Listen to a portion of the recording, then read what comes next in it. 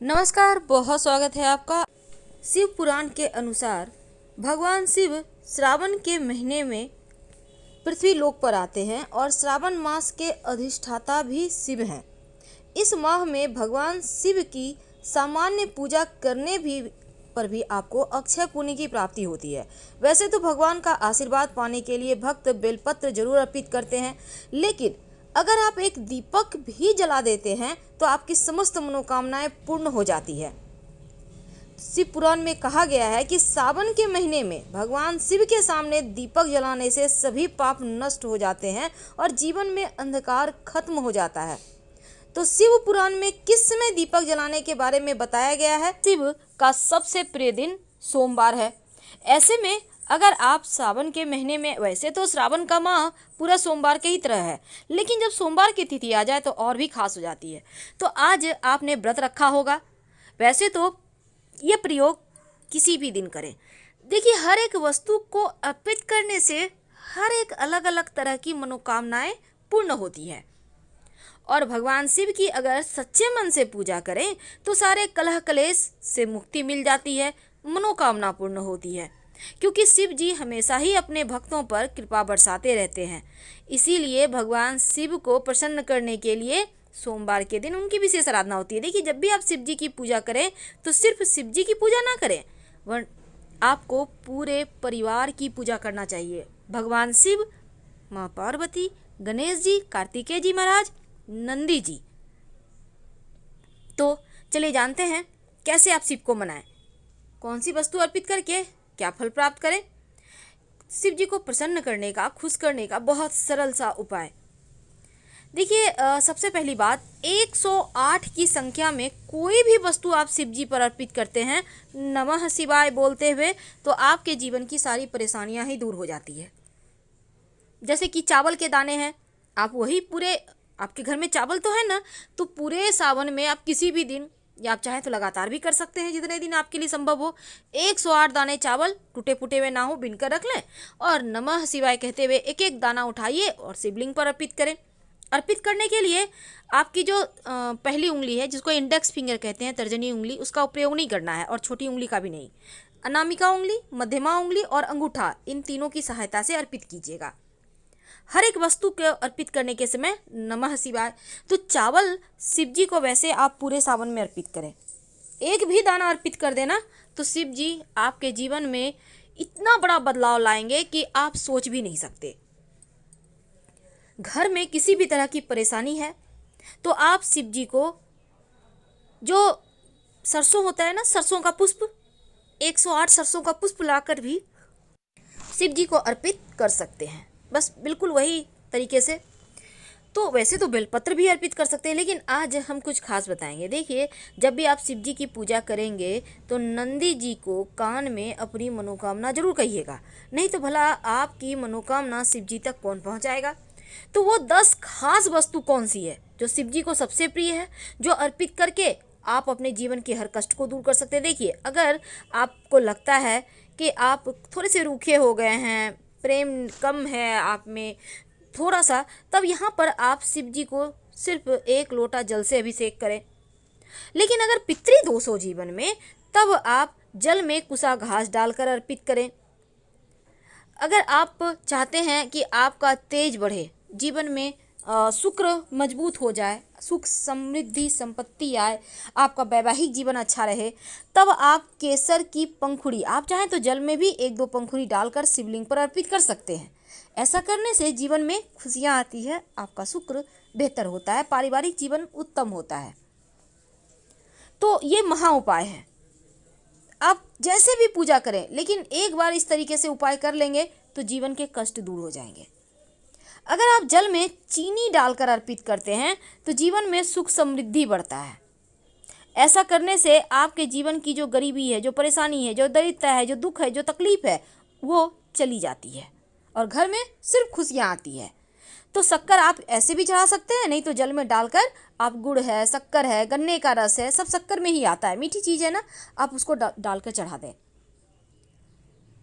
इत्र, इत्र यानी परफ्यूम नहीं, इत्र छोटी छोटी शीशियाँ में आती है जो ओरिजिनल होता है। तो आप गुलाब या चंदन, दोनों में से कोई भी ले लें, और लेकर अपनी अनामिका उंगली, जिसको रिंग फिंगर कहते हैं, उसमें लगाकर शिवलिंग पर लगाते हैं। और वही जो आपकी उंगली पर लगा रह गया अपने कंठ में कलाई में लगा ले। अगर आप इत्र शिवलिंग पर अर्पित करते हैं तो आपके जो विचार हैं पवित्र होते हैं, आप गलत कार्य नहीं करते और भूल कर भी आपसे कोई गलती नहीं होती। हमेशा शिव जी आपको राह दिखाते हैं। दूध से तो हर कोई शिव जी को अभिषेक करता है, लेकिन क्या आपको पता है दूध से अभिषेक करने से क्या होता है? आपका स्वास्थ्य अच्छा होता है, और सबसे बड़ा धन तो स्वास्थ्य ही है। अब देखिए, आपका कभी हाथ थोड़ा सा भी कट गया सब्जी काटते समय, आप चल रहे हैं, ठोकर लग गया पैर में, कितना दर्द होता है। लेकिन शिव जी को जब आप दूध अर्पित करते हैं ना, तो वो सभी छोटी मोटी परेशानी, क्या बड़ी से बड़ी परेशानी भी आपको परेशान नहीं करती और आप स्वस्थ रहते हैं। दही, अगर आप शिव जी को दही अर्पित करते हैं तो जीवन में कभी आप बीमार ही नहीं होते। गंभीर से गंभीर बीमारी भी समाप्त हो जाती है और आपका शुक्र बेहतर होता है। आपको जीवन में भौतिक सुख साधन बढ़ते हैं। लेकिन एक बात याद रखिएगा, जब भी दूध अर्पित करें, दही अर्पित करें, या अभी जो हम आपको तमाम वस्तुएं अर्पित करने को कहेंगे, इसके बाद जल अर्पित कीजिएगा। इत्र अर्पित करने के बाद जल अर्पित नहीं करना, लेकिन दही अर्पित करने के बाद जल जरूर अर्पित कीजिएगा। तो दही अर्पित करने से क्या होता है? जीवन की समस्त परेशानियां समाप्त हो जाती है और आपका स्वभाव बढ़िया होता है, शुक्र प्रधान हो जाते हैं। इसके बाद जल अर्पित करना है। अब घी भगवान शिव को अर्पित करें तो संतान का सुख मिलता है, शक्ति बढ़ती है, वंश बढ़ता है। और घी अर्पित करने के बाद जल जरूर अर्पित करें और उनसे प्रार्थना करें। आपको संतान है तो संतान तरक्की करेगी, संतान नहीं है तो संतान की प्राप्ति होगी। और नमः शिवाय का अनवरत जप कीजिएगा। अब जरूरी नहीं है कि आप 1 किलो घी अर्पित कर दें, थोड़ा सा अर्पित करें और फिर जल अर्पित करें। बर्बाद नहीं करना है आपको। अगर डालना ही है 1 किलो तो थोड़ा सा अर्पित करके बाकी का डब्बा मंदिर में ही छोड़ दे, वहाँ पर दीपक जलेगा शाम में। चंदन, शिव जी को चंदन अर्पित करते हैं ना, तो आपका व्यक्तित्व तो बढ़िया होता है, समाज में मान सम्मान यश बढ़ता है, आपका मस्तक ठंडा रहता है। जैसे शिव जी चंदन लगा के ठंडे, उनका पीड़ाएं कम होती है विष की ना, उसी तरह आपका भी अंदर में जो पीड़ाएं हैं, जो परेशानियां हैं, जो समस्याएं हैं, वो कम हो जाती है। तो चंदन शिव जी को लगाइए, वो ये सजाने में के काम में आता है। इसके बाद जल अर्पित नहीं करना है। शहद, जब आप भोले बाबा को शहद अर्पित करते हैं तो एक तो आपका शत्रु विरोधी शांत हो जाता है, दूसरा आपकी वाणी में मिठास बढ़ता है। और शहद जब अर्पित कीजिएगा तो इसके बाद थोड़ा सा अर्पित करना है, 1 चम्मच।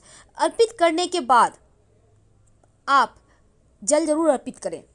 शहद बहुत ज़्यादा गाढ़ा होता है, लठलठापन होता है, चिटचिटापन, तो इसको आप अर्पित करके नहीं छोड़ सकते। इसलिए इसके बाद शिवलिंग पर जल अर्पित करें, मलमल के अच्छे से धोइएगा ताकि शिव जी फिर से फ्रेश हो जाएं और फिर उनको सजाइएगा।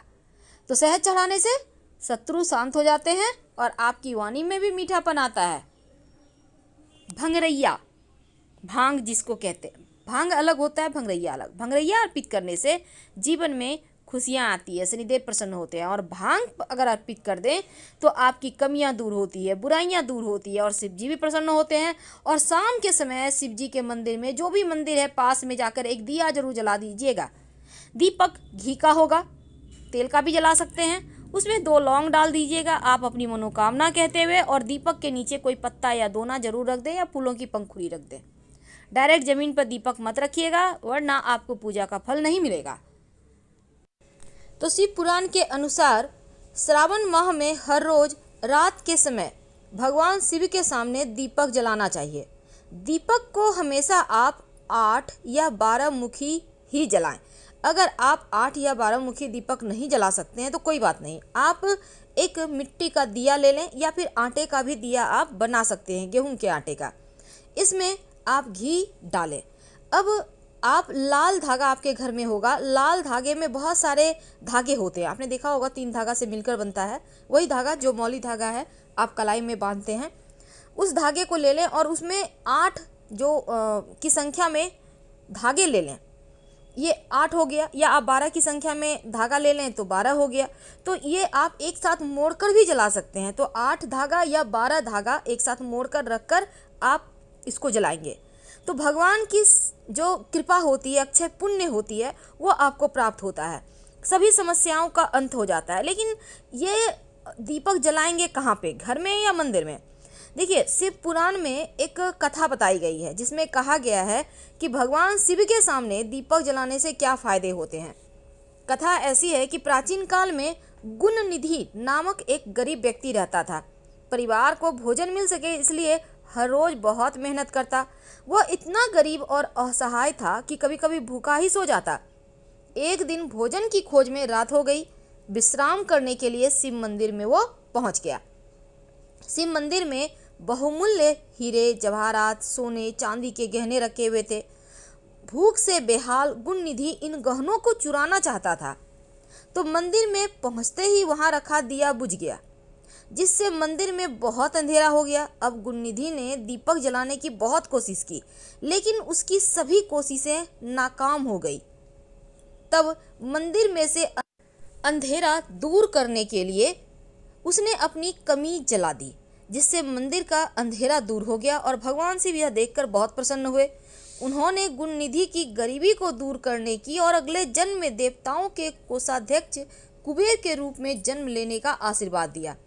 तो कुबेर धन के देवता नहीं होते, अगर वह धन के रखवाले होते हैं।